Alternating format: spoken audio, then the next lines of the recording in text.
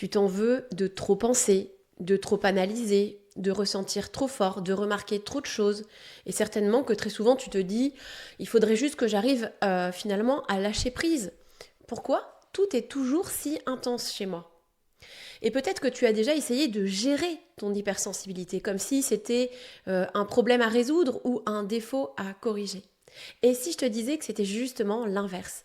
Et si ton hypersensibilité n'était pas un frein, mais un mode de fonctionnement puissant que tu peux apprendre à utiliser au lieu de le subir? Dans cet épisode, je vais te partager comment fonctionne ton cerveau hypersensible, pourquoi il se met facilement en sur-régime et surtout comment ce fonctionnement peut devenir une vraie force si tu apprends comment t'en servir. Bienvenue dans Sensible mais pas fragile, le podcast des hypersensibles qui veulent s'affirmer au travail et faire de leur fonctionnement un atout dans leur vie pro et leur vie perso. N'hésite pas à t'inscrire à ma prochaine masterclass qui va avoir lieu le 13 novembre. C'est une masterclass gratuite, donc je t'ai mis le lien en description de cet épisode. Être hypersensible, ce n'est pas être trop émotif, je le rappelle souvent mais c'est important. Être hypersensible, c'est d'abord avoir un cerveau qui traite plus d'informations que la moyenne. Tu captes beaucoup plus d'informations que les autres, on parle de charge sensorielle et donc ton cerveau est câblé pour pouvoir traiter toutes ces informations. C'est pour ça que tu as un mental puissant.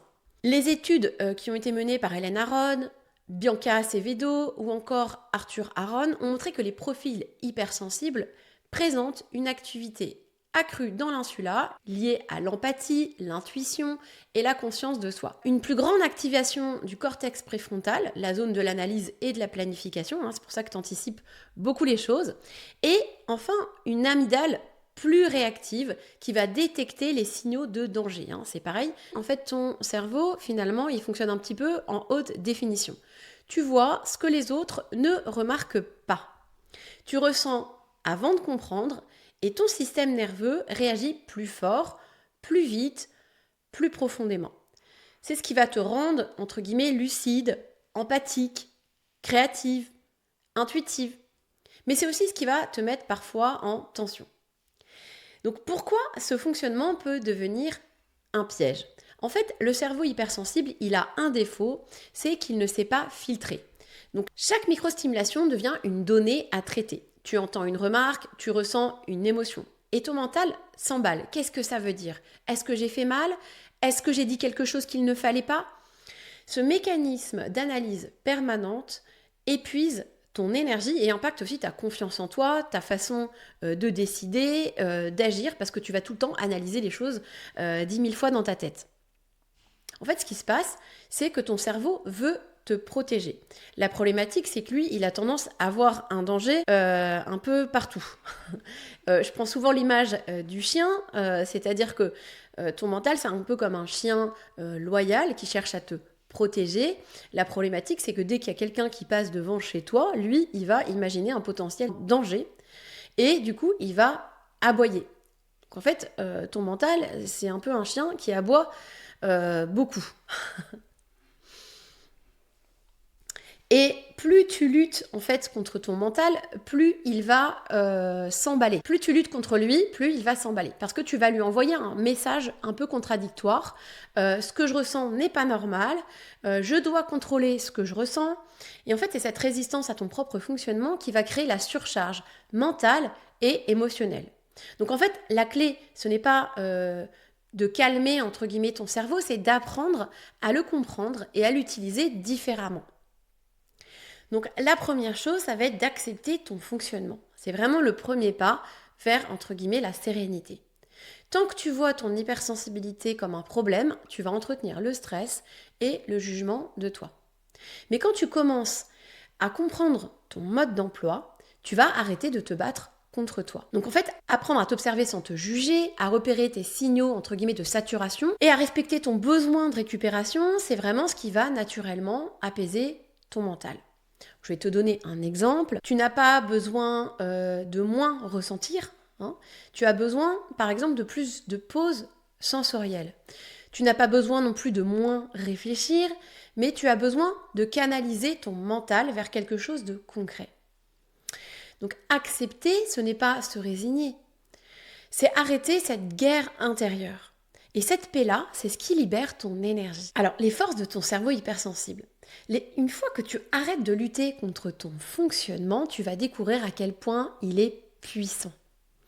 Les études montrent que les personnes hypersensibles ont une meilleure capacité d'empathie, d'intuition et de traitement émotionnel. Mais au-delà de la science, tu le vis au quotidien. Je vais te partager 5 grandes forces du cerveau hypersensible, mais il y en a d'autres. Bon, d'abord, l'empathie profonde. Tu ressens les émotions des autres avant même qu'elles soient dites, exprimées. Cette capacité à sentir, à ressentir ce que les autres vivent fait de toi une collègue, un manager ou un entrepreneur, une entrepreneuse incroyablement humaine.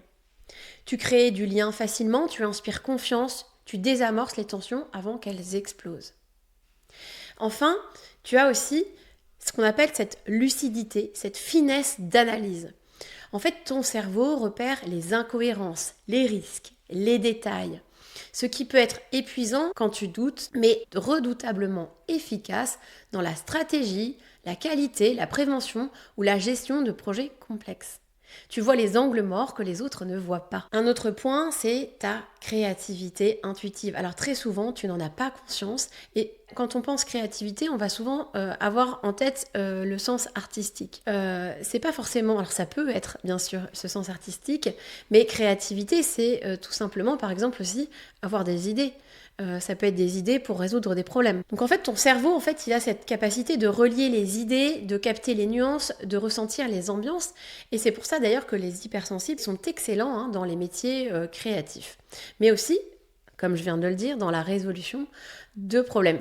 Est-ce que tu savais par exemple que Steve Jobs était hypersensible ? Eh oui.